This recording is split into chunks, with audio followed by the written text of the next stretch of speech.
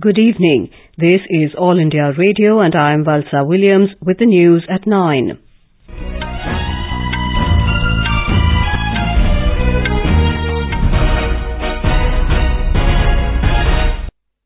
The headlines.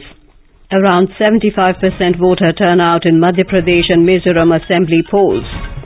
Foundation laid for Kartarpur corridor on Pakistan side. Union ministers Hardeep Puri and Harsimrat Kaur Badal attend the function. India deplores Pakistan Prime Minister Imran Khan's reference to Kashmir on the pious occasion. India will not attend SAARC summit in Islamabad, says External Affairs Minister Sushma Swaraj. Supreme Court directs CBI to take over probe into alleged abuse of inmates of 16 shelter homes in Bihar, in addition to Muzaffarpur case. Prime Minister Narendra Modi leaves for G20 summit in Buenos Aires, Argentina. Curtains come down on International Film Festival of India in Goa. And in sports, India begin Men's Hockey World Cup campaign with 5-0 win over South Africa.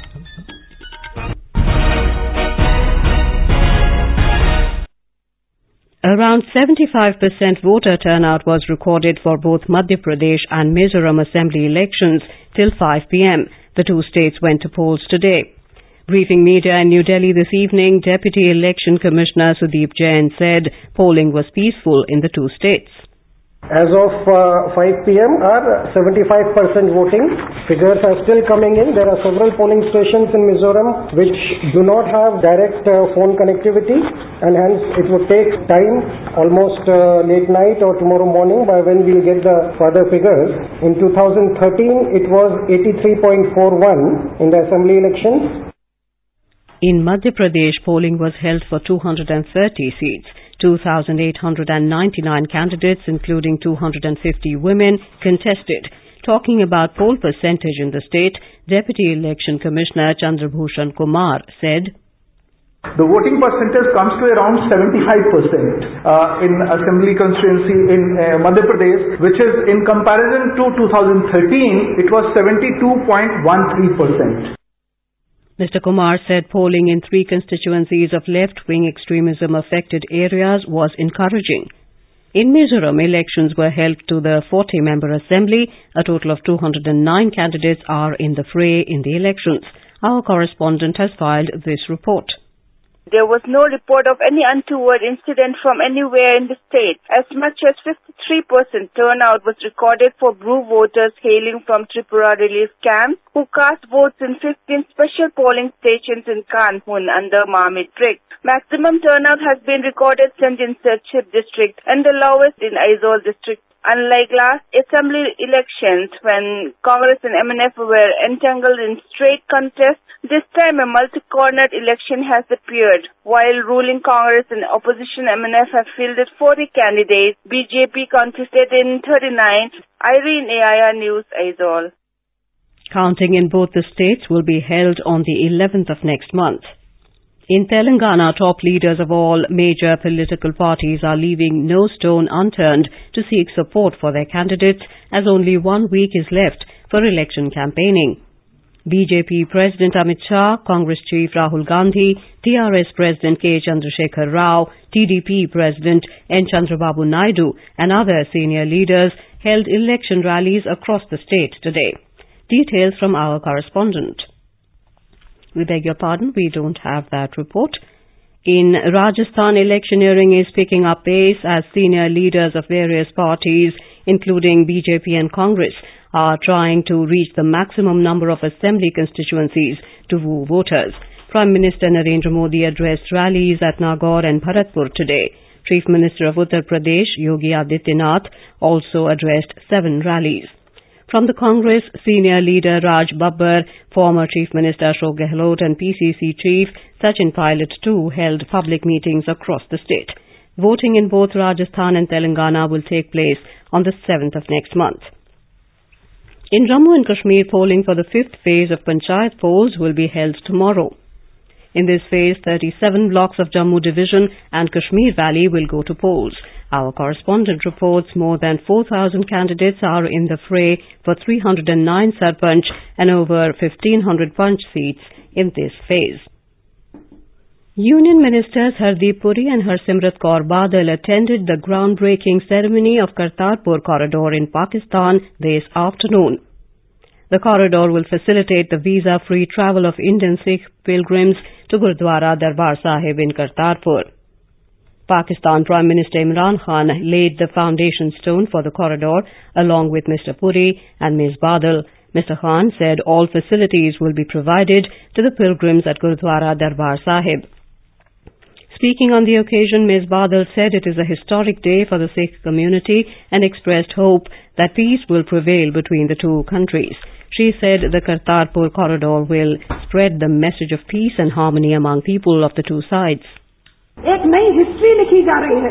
आज दोनों देशों की कड़वाहट मिटाने वास्ते जिहड़ा एक piece corridor बन रहा हैगा, मैं उम्मीद करदी हां कि ਇਹਦੇ बाद मुबारक गल्लां होर अगे बढ़न गया, खुशी, अमन, शांति, भाईचारे सांझ आगे बढ़ा के ये कॉरिडोर भी हर एक को जोड़ेगा। In a statement, Mr. Puri expressed gratitude to the Pakistan government and said this was a long-standing demand of the Sikh community. Minister in Punjab government Navjot Singh Sidhu said India and Pakistan should realize that there is a need to move forward.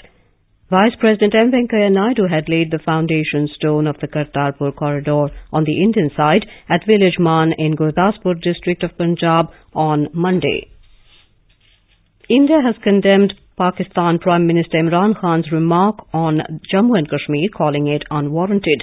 External Affairs Ministry spokesperson Ravish Kumar said it is deeply regrettable that he chose to politicize a pious occasion meant to realize the long-pending demand of the Sikh community to develop the Kartarpur corridor. Mr. Kumar said Jammu and Kashmir is an integral and inalienable part of India.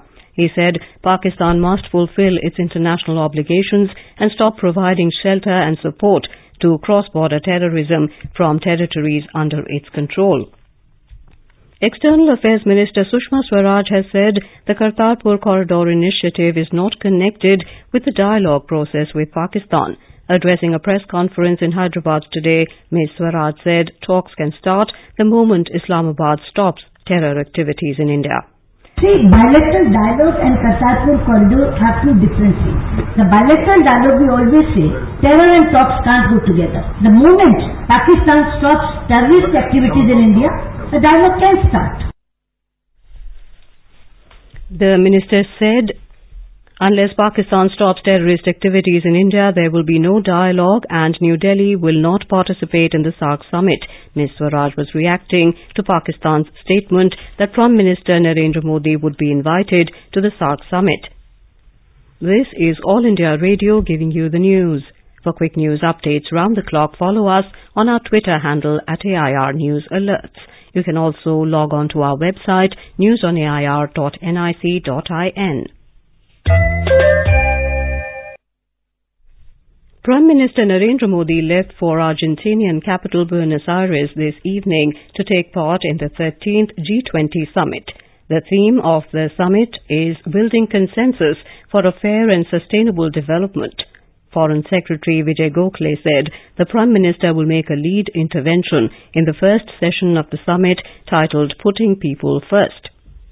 In a pre-departure statement, the Prime Minister said G20 seeks to promote multifaceted cooperation among the 20 largest economies of the world. Mr. Modi said through its 10 years of existence, G20 has striven to promote stable and sustainable global growth. Prime Minister Narendra Modi said during the G20 summit, India will highlight the need for reform multilateralism which reflects the contemporary realities and can effectively strengthen collective action for global good. In a statement, Mr. Modi said there is also a serious need to strengthen international cooperation and enhance coordinated action against fugitive economic offenders and financing of terrorism. The Prime Minister said emerging economies which played a major role in revitalizing the growth in the global economy pursuant to the financial crisis are today facing unprecedented economic and technological challenges. The G20 was instrumental in stabilizing the world economy. Manas Pratim Sharma, AIR News, Delhi. On the sidelines of the summit, the Prime Minister will hold meetings with several world leaders, including the Chinese President, German Chancellor, Spanish Prime Minister, and the UN Secretary General. The White House said US President Donald Trump will hold a trilateral meeting with Prime Minister Modi and Japanese Premier Shinzo Abe on the sidelines of the summit. The Supreme Court today directed the CBI to take over the probe into allegations of physical and sexual abuse of inmates at 16 shelter homes in Bihar, in addition to the Muzaffarpur shelter home case, which is already with the CBI. A bench headed by Justice Madan V. Lokur transferred the investigation being conducted by Bihar Police to the CBI while dismissing the state government's request not to transfer the probe. The Apex Court said CBI officers probing the shelter home cases shall not be transferred without its prior permission.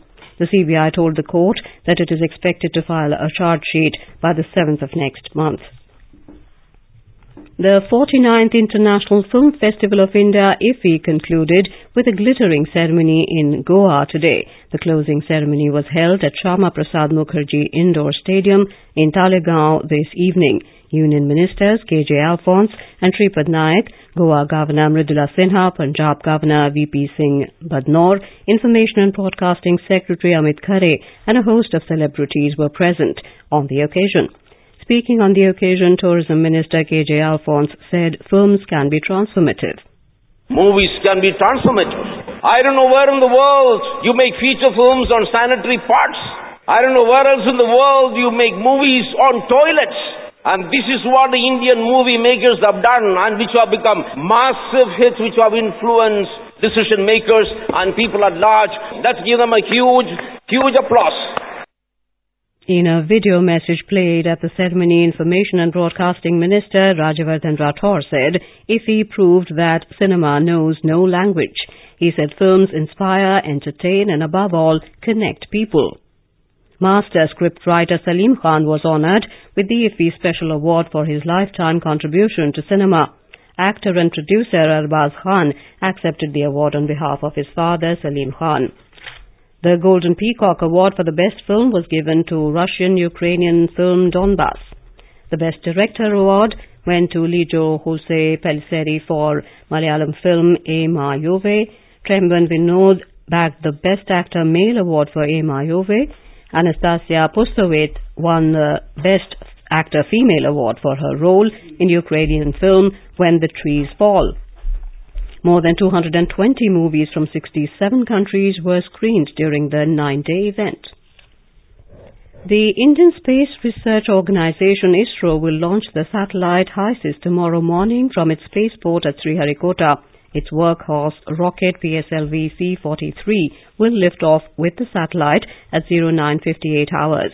30 other micro and nano satellites of international customers from 8 nations will also ride piggyback on it. The countdown for the launch mission is progressing smoothly. This will be the second launch mission for ISRO this month. In Men's Hockey World Cup Group C match, India started the campaign with a dominating 5-0 win against South Africa at the Kalinga Stadium in Bhubaneswar. The goals were scored by Mandeep Singh in the 10th minute, Akashdeep Singh in the 12th minute, Simranjeet Singh in 43rd and 46th minutes, and Lalit Upadhyay in the 45th minute. India will next face Belgium on the 2nd of next month, while Canada will be up against South Africa. And now, before we end the bulletin, the headlines once again. Around 75% voter turnout in Madhya Pradesh and Mizoram assembly polls. Foundation laid for Kartarpur corridor on Pakistan's side. Union ministers Hardeep Puri and Harsimrat Kaur Badal attend the function. India deplores Pakistan Prime Minister Imran Khan's reference to Kashmir on the pious occasion. India will not attend SAARC summit in Islamabad, says External Affairs Minister Sushma Swaraj. Supreme Court directs CBI to take over probe into alleged abuse of inmates of 16 shelter homes in Bihar, in addition to Muzaffarpur case. Prime Minister Narendra Modi leaves for G20 summit in Buenos Aires, Argentina. Curtains come down on International Film Festival of India in Goa. And in sports, India begin Men's Hockey World Cup campaign with 5-0 win over South Africa. And that is all in the news at 9. Good night.